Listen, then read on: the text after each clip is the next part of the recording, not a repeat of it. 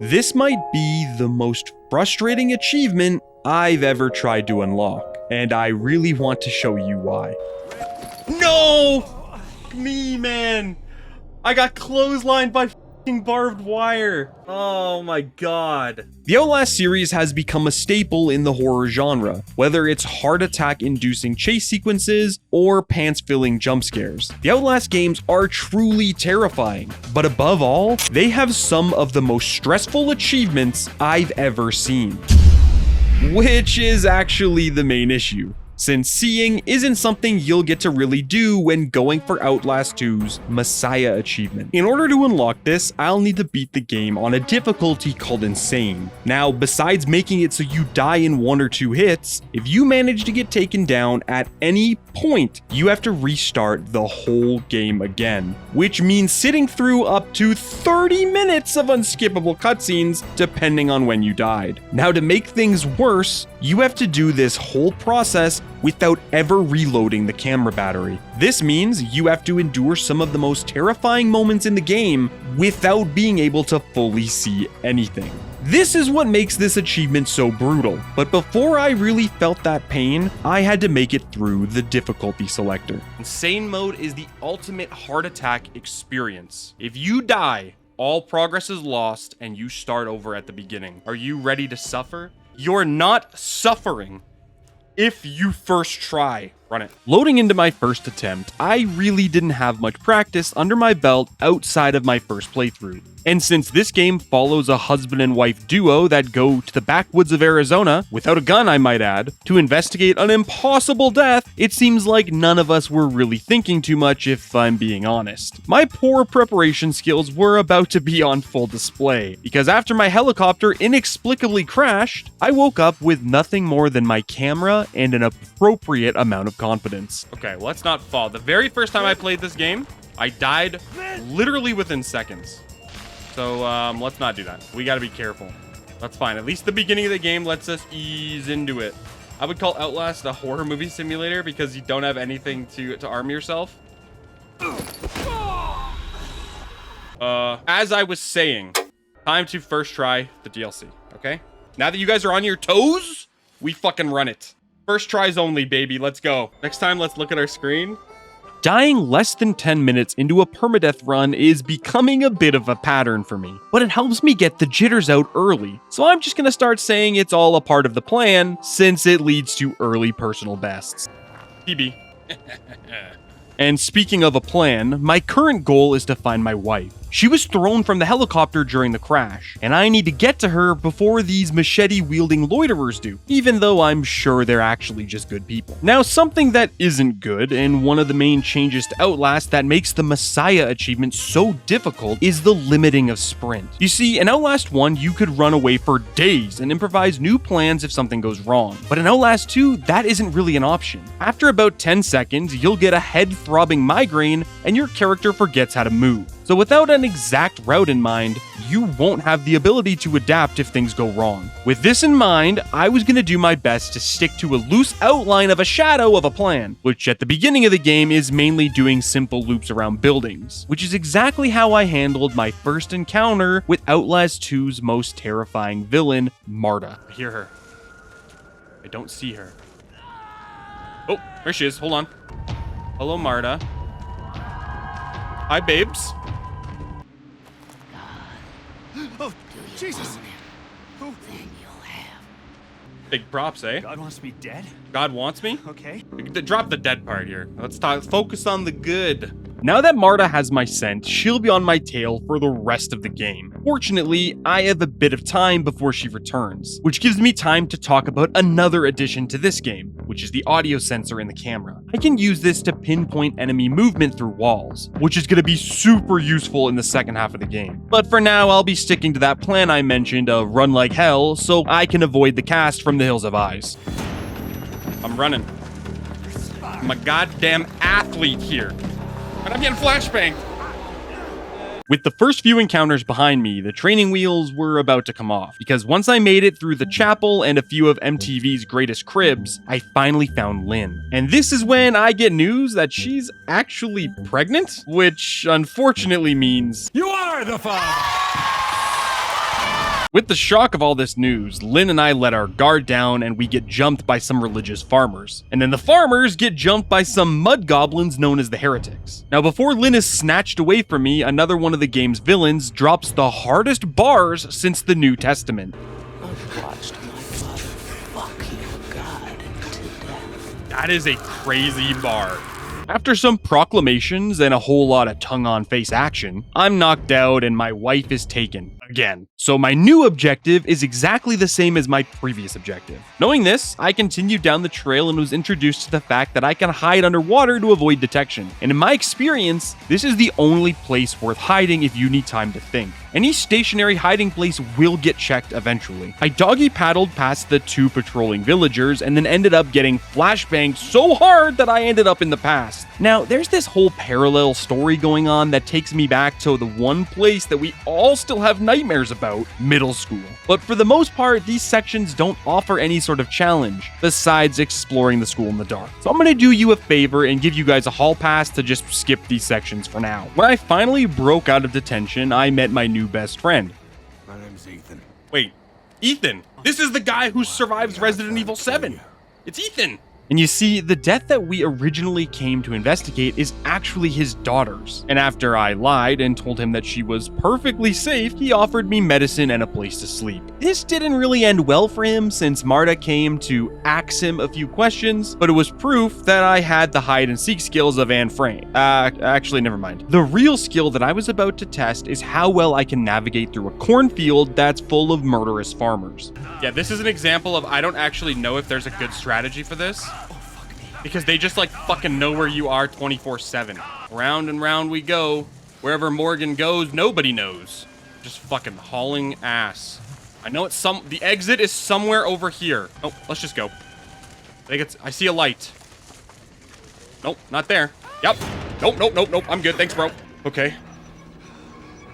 What the fuck? Are you coming here to get me, bro? I don't really know if it's because I smell damn good or because my blood tastes like gravy, but these farmers were on my tail everywhere I went. And without using the night vision, it was hard to even know if I had time to run. I gotta move a box over to a ladder. Is there 2 guys in here? Bro, I see toes.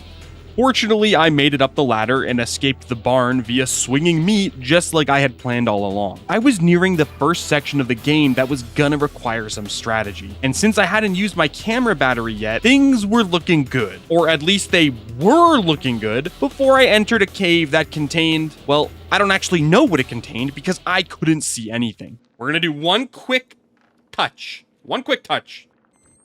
I genuinely, I don't know where I am. The amount of camera battery that I used in there isn't actually an issue, but it does lead into the first really scary encounter in the game. I need to turn on a generator that will power this elevator. And while the locals seemed keen on letting me pass, that wasn't the case for all of them after I overstayed my welcome hiding under a trailer.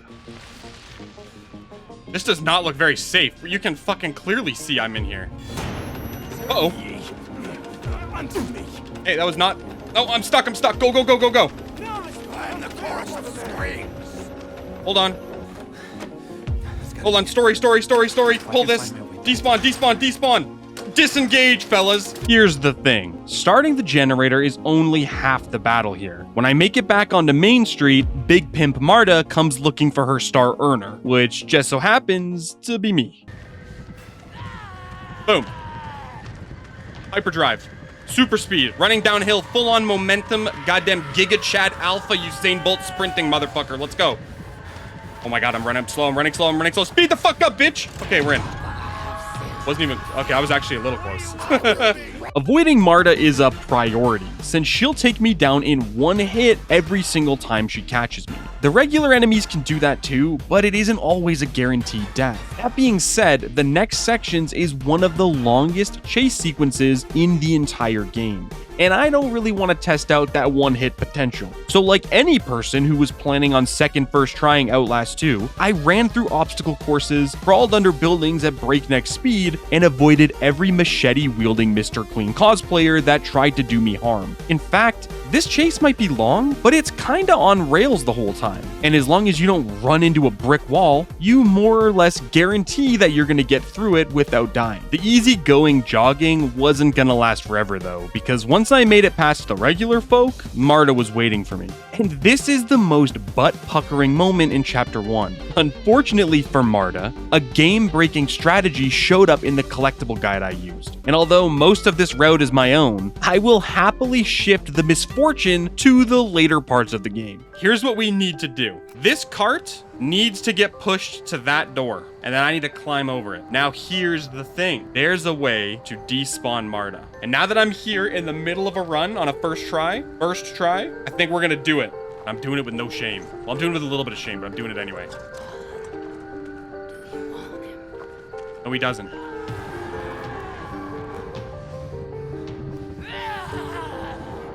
Okay, Marta's gone. Sprint, Morgan! Fucking moron. She's gone. Marta is gone, and I have a free trip to the next section of the game. With the cart section behind me, I had a free ride to the church where I was gonna pray to Father Nut for safe passage to Chapter 2. You see, this is actually nearing the end of Chapter 1. All that was left was a few instances of parkour and 2 more chases, the first of which involves another run through a cornfield. I was able to do basically the same thing as last time, and by sticking to the left side, I popped out the other end and had enough time to make it to the building before the enemies even knew I was here. This allowed me to stop the gears and climb through the hole just as the enemies made it to the building. Although the regular enemies never even came close to harvesting my berries, I had one final encounter with Marta, and this was gonna be messier than a shit-covered hog. You see, after triggering Marta to spawn, my plan is to hide in the grass, and when she aggroes onto me, I can loop around this central structure and get through the first part of this chase worry-free. Except that's not exactly how it went down. Where is she? Should I have made her chase me? Maybe I'm just gonna play this safe. Did I lose her? Oh fuck, that's not safe. Where the fuck is she? Okay, fuck it, I'm running. Oh, I hear her. We're safe. Not quite to plan, but safe. Marta may have temporarily phased out of existence, but after I grabbed the hook that's needed to open the exit, I snuck back through the door I came in and prepared for the final chase of Chapter 1. This is a full-on sprint to the fucking death. Oh. In we go. Go, go, go, go, go, go, go. Hook this. Yup. Crank this. Hit X, pull, pull, pull, pull, pull. 1. Oh my god, how many times do you have to pull it? Only 2. Oh, go, go! Okay, we're good. This is canon. With Chapter 1 finished, you would think I would be riding high, but as I got ready to enter the forest, if I'm honest, I was starting to feel the pressure. There are 3 encounters in the forest that can lead to instant death if a plan isn't followed to the letter. And although the first one has a consistent strategy, I didn't really know it at the time. So I was going to employ what I call the tree strat, which is a fancy way of saying I'm going to line of sight the boss and run when it feels safe. I'm gonna trigger the boys. And I'm gonna start E-nassing. Eastern North American strafe, look it up. Hey, bud. Line of sight. Nope. Here we go. Start E-nassing, folks.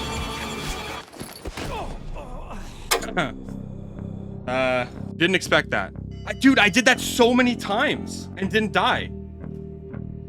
That's a sick strat. It works almost all the time. I didn't know it yet, but this was the beginning of my own deforestation. You see, I really did practice this area of the game 10 plus times. But what I didn't see during this run that I see when watching it back is that Nick and Laird do have a small window that lets you move. If you see the flame from the arrow go out, there's 2 seconds where you can start to run. But if you leave when the fire is visible, you will almost certainly die, which is exactly what happened on that attempt. I wasn't too bothered by this, if I'm being honest. I was pretty confident in my ability to get through the first hour of the game, with the only real damage being the displeasure of going through Catholic school again. And even if it didn't make a difference in the long run, I was also able to make improvements to some parts of the game that caused me issues the first time around. I cruised through the rest of the first hour, and I made my way back to the forest. I was genuinely a little nervous since I had already seen my practice fail me once, and if I wanted to avoid returning to cutscene purgatory, I would need to execute this section flawlessly. Am I using the tree strat? You're goddamn right I'm using the tree strat. Tree strat is flawless. I'm nervous. Okay, let's go. Oh, fuck me! Will you found the skull of Christ? Oh, he pulled an arrow. Hold on.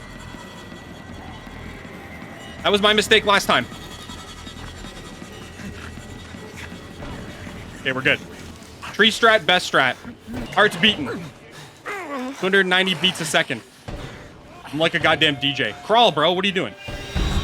Whew. We call it PB is what we call it. With 1 out of 3 forest dead zones completed, I was well on my way to a fantastic run despite having to run away from Father Epstein during the school section. When I escaped back to the present times, I'm captured by the Scald, who I originally thought were victims of a boiling hot water bath, but they're actually just infected by a brothel's worth of STDs. This at least somewhat explains why they think I'm the next coming of Jesus Christ and want to nail me to a cross. But more realistically, they probably just wanted to subscribe to the channel. After escaping my Home Depot quality crucifixion, I'm left cameraless and severely wounded. My first order of business was getting some band-aids to cover up my holes, and when that was done, carefully, I might add, I had a new lease on life and was ready to go find my camera. I haven't really mentioned the camera up until this point, but after losing it to Nick and Laird, the battery will drop by about 25%, which is why I avoided using it almost entirely in the first hour and a half of the run. So after a few minutes of hiding underwater to avoid detection and a lengthy makeout section with Jeffrey over the phone, I was at the halfway point of the run. I was heading into the second forest dead zone. My plan here was actually pretty simple. I was gonna circle the edge of the map and hope that the time required to do that was enough to pull Nick and Laird away from the exit, and then I could juke them out and escape. The problem with that plan is it's dark out and I don't fully remember the layout of the woods. I think it's this house. It's this house. Oh shit, he hit me. Or I hit fucking barbed wire. Fuck, I forgot about that. Get in. No! Fuck me, man. I got clotheslined by fucking barbed wire. That is so dust. I know it may have looked cooked, but that plan was actually about 80% correct. The 2 mistakes I made were running into barbed wire and then trying to go in the front door. I wish I could say I learned from both of these mistakes, but the truth is, I only learned from one of them on the next attempt. Oh, there's one. Keep this on. Oh, don't hit that one. That's the one we hit last time. Don't hit it. Break open this door. Open it fast. Close. Turn off the camera, bro. Oh, shit. Bro, that was so fast. Dude, I've never seen that. That's fucking crazy. Oh, this fucking game sucks, man. Oh, I don't want to anymore.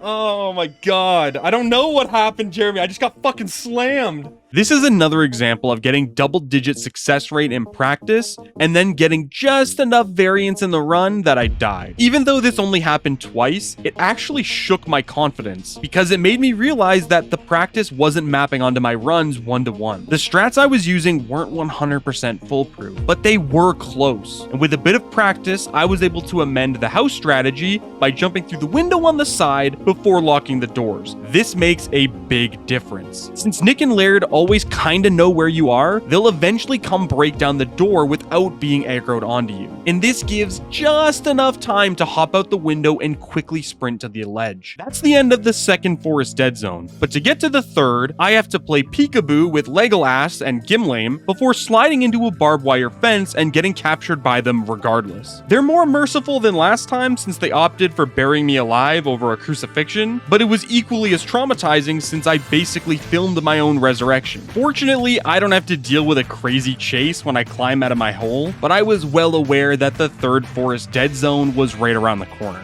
There isn't much to say about this section overall, but what you need to know is that enemies are in different spots every time you do the run back with the rope. So there's a lot of opportunities for everything to go wrong.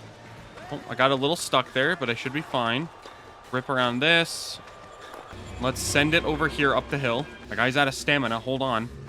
Taking a fucking breather. All right. This rope is not for me, if you know what I mean. Grab the rope. This should be a free run. Dip, duck, dodge, dive, dip, duck, dive. get the fuck out of the window. All right, let's go. Maybe only one more guy to dodge here. Right here. Fine, he can hit me once. He missed. He sucks. Up and at him. Hey-oh. Oh, thank fuck we're out of the forest, man. The fucking Syphilades woods were gone. Did I tell you I'm fucking worked up? I need you to believe it. All right? Let's let fucking Ned and Led die. With the forest in the past, I'm about 2/3 of the way through the game, and I still have about 70% of my battery left in the camera, which is going to 100% be needed in this final third of the game. I battled through my next school section without a problem, and then abused the audio sensor in my camera to locate a story trigger in a pitch black zone that I like to call the Abyss. This next chapter of the game is basically free. If you stick to the main paths, there's actually nothing here that can even kill you. That doesn't mean I would get to relax though. There's a 10-minute raft ride that has a few QuickTime events as well as the worst goddamn boat controls known to man. Thankfully, this is the only section where I have to do this. At the end of this boat ride, I'm knocked into the water and I need to swim to safety to avoid getting ganked. Thankfully, I'm like a dolphin in the water and that's not a problem. But before I can get to the end, I'm grabbed by Jeffstein and pulled underwater to another school section. This first part is as simple as turning around and just running straight while hammering the A buttons you can climb when you hit a wall. And I was able to stumble to safety here without having to worry. Okay, so I've avoided talking about the school sections for the most part, and it's because most of them just involve running down the same hallways from mission to mission. And to be honest, I didn't really practice them either. But that begs the question. What happens when you mix missions that all look the same with a guy that doesn't remember what mission he's on? I'm sure you can guess. Oh, fuck. No, you don't love it, you don't love it, you don't love it, you don't love it. Oh my god, am I dead? No way, I forgot where to go. I thought I had to go in the computer lab.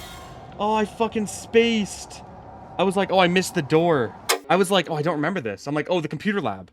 And I turned around and saw him and I had no stamina. Oh, I don't want to play this anymore. This game sucks. As much as I hate to say it, that was 100% on me for not practicing the school sections enough. The next section after the one I died on is called the computer lab, and I made the mistake of being ass and got them mixed up. This normally wouldn't bother me too much, but it means I have to restart the game and test the success rate of my forest strategies again. And spoiler alert, they really are not 100% successful. When I first got back to the Valley of Death, I followed my own rules and waited for the fire to go out during the tree section before running. But apparently Nick can quickscope and he sends me back to the lobby in 1 second flat. I imagine this is what it would have looked like if we could have seen it from a third-person view. This middle section of the game sucks, man. God, it's so bad. Dude, it feels every time, it feels like it's different. Dying there again was enough for me to change strategies since the rules don't seem to be consistent. On my initial playthrough, I couldn't figure out how to do this either, and the way I got past it was simply by running past it. I drilled this in practice like 20 times, and I found that it had a 100% success rate when I just stuck to the left side, since I could tank the first hit, and then he wouldn't see me for long enough to hit me with a second one. With the tree strat retired, the first forest dead zone is a solved problem, I think. But the second dead zone still feels like a coin flip. I didn't have a better plan than circling around the area and doing a bait and switch with the door and window. But regardless of what I did, new problems kept popping up during the live runs, and it was starting to get to me.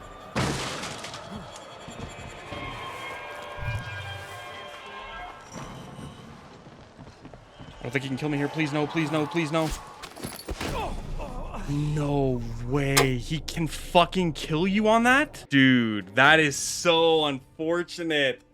Oh my god. Apparently, that was the run where he didn't miss me on the ledge. I didn't know how to get past that section without relying on a bit of luck, which apparently I didn't have. This was also the point where I started to get frustrated. I've put in over 10 hours of practice, and I've died in the same section of the run 5 times. I had full confidence in everything after the forest, so the success of a run is decided by these 3 chases. This next attempt was a little bit luckier than the last few, since I was able to make it through the window and get to the ledge before Nick just missed.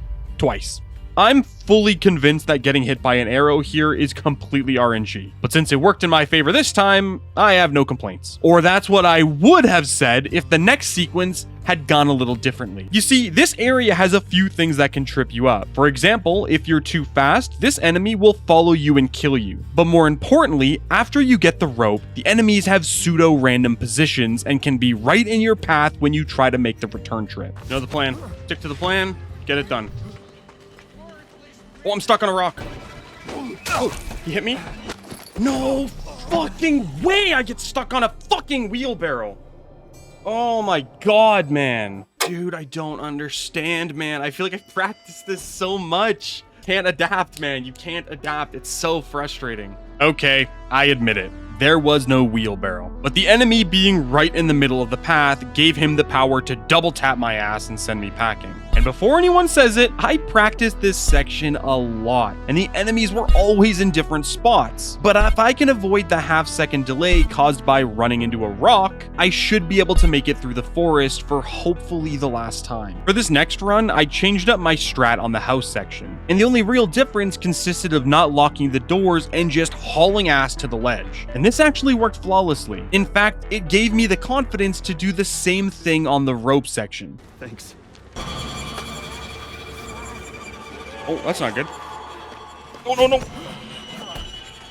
Oh, stuck on a tree. Hell yeah. Good luck on the DLCs. Thank God.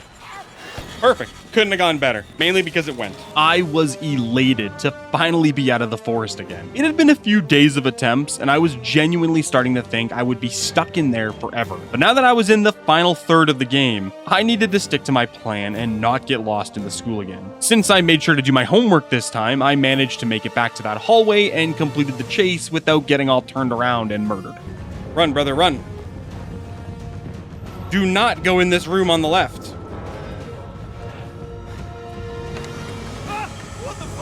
PB, this is officially a PB. God, feels good to be the man.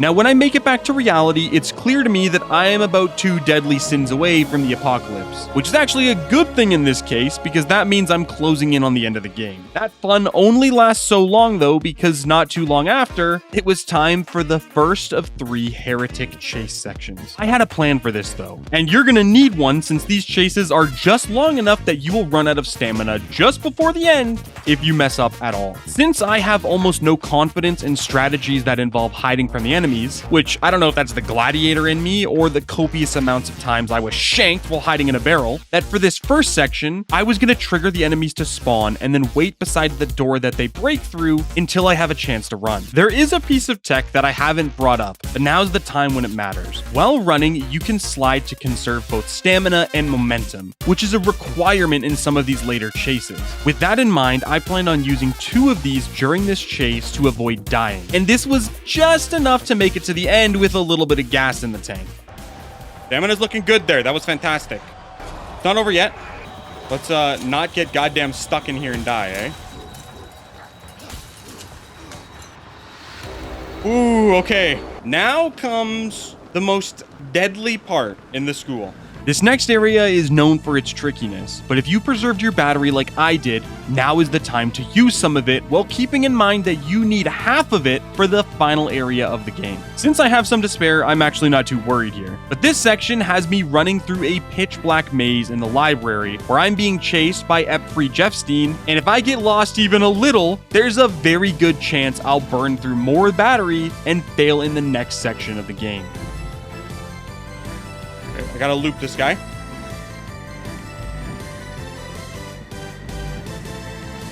Probably used too much battery there, to be honest, but better safe than sorry, eh? When you're on a goddamn PB run of destiny. With the school section behind me, I made it back to Armageddon, which is basically a sustained chase the entire time I'm here. In fact, most of these sections have soft timers. Thankfully, the area is pretty linear, and as long as I make all the right turns, I can slip through without getting caught. But just because I avoid getting caught here doesn't mean I'm home free. There's still one more big chase scene in the school that starts after I make it through this timed zone. And after dying here in practice, I wasn't exactly confident. Okay, we gotta run. This is what we call 7 Minutes in Heaven Bathroom Edition. Except it sucks. And you don't actually want to be in here. Close, close, close, close, close, close, close!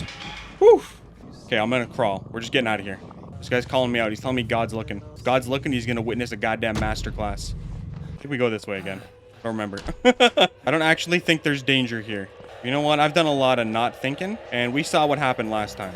That marks the end of the really dangerous school section, so there will be no more past-present whiplash. There is one more mega chase sequence before I make it to the mines. The first part of this chase is just a matter of sliding down a chute, and then turning around and running like hell until you need to crawl up some rock tunnels. It's actually not too bad, assuming you turn around immediately and don't whiff your crawls. The second part of this chase gets a little hairier, since after calling up the elevator, you have to wait for the cart to bust down the door before you can run. This section is also long enough that you will always run out of stamina by the time you make it to the top floor. Fortunately, I just need to loop back to where I came from, and my tactical slides helped me get just enough stamina that I didn't have any close calls after jumping off the building. I think we're through. Oh shit, we got a couple of boys chilling up, ready to do one of those Batman kick attacks. Okay, we're into basically the last chapter of the game. I'm staying slouched down because it seems to be working.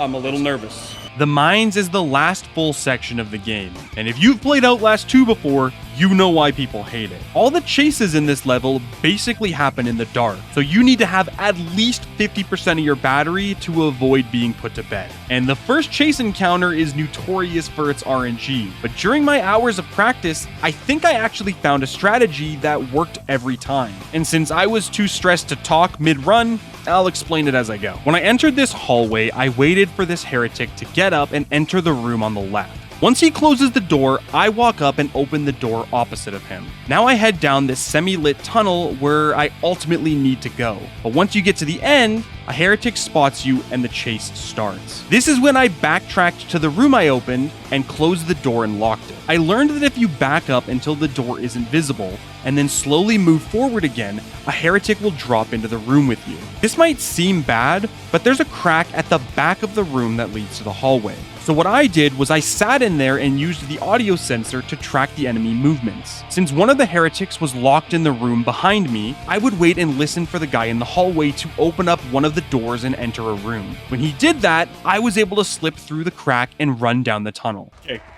That was fucking flawless. I don't know if I was always just insanely lucky here, or that my gigabrain intellect really did find a consistent strategy, but I was happy to take the win after getting slammed in the forest for days. For the next few minutes, I just stumbled around the mines looking for my wife. But while doing that, I was captured by the face licker Val, and subsequently introduced to my final new boss. This chase is broken into 3 parts. And the first part just requires running down the hallway during a cave-in and not making any wrong turns. The second part is a little bit trickier since it requires perfect timing, and it's going to use a huge chunk of my battery. I need to turn off 2 switches and then escape through a previously electrified hallway. But with one-shot Val wandering around, I need to have perfect movement to not use all of my battery and to not get spotted. Once I pull the first switch, I need to duck underwater to avoid Val. And when she passes, I need to get up and go through the door that she entered from. And that's where I'll find the second switch. But once I trigger it, I need to return back where I came from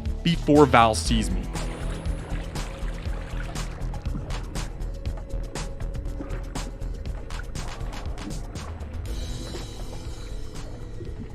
That was close. Unfortunately, that's not all there is. There's still one human centipede style chase to go. And once I get to the cave where it happens, I'm gonna have to burn a huge amount of battery just to make sure I don't get stuck on a pebble. There are far too many areas to get caught and captured. I have the camera battery, I'm using it. I'm going wide so I don't get stuck. Go, go, go. Shit, that scared me. We're good. Okay, this is supposed to happen.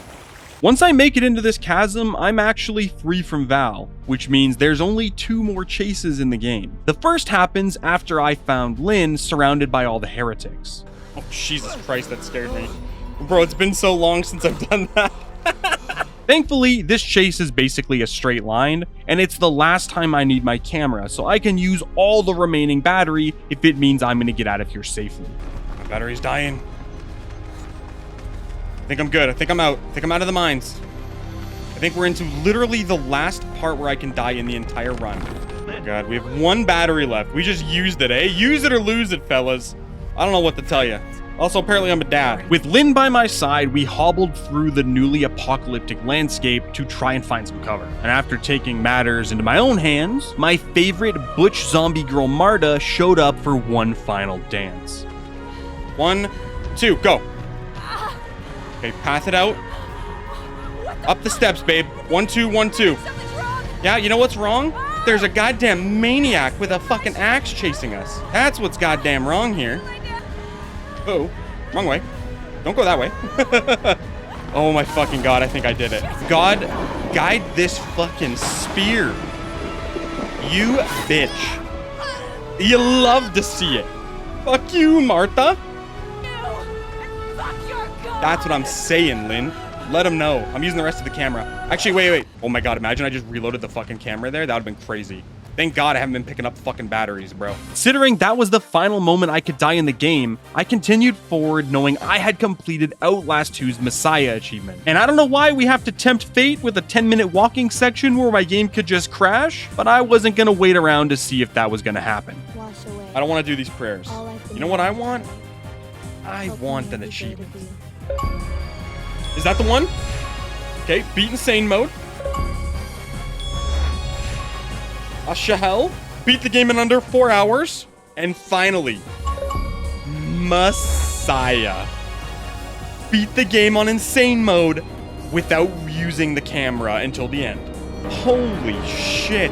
Bro, I can't even fathom that that's done. And you know what? I did it first try. And there it is. That achievement was a huge pain. There is certainly more where that came from. And if you want to watch these first tries live, go to twitch.com/morgansbasement on Monday and Thursday at 6 p.m. Pacific time, and I'll see you guys in the next one.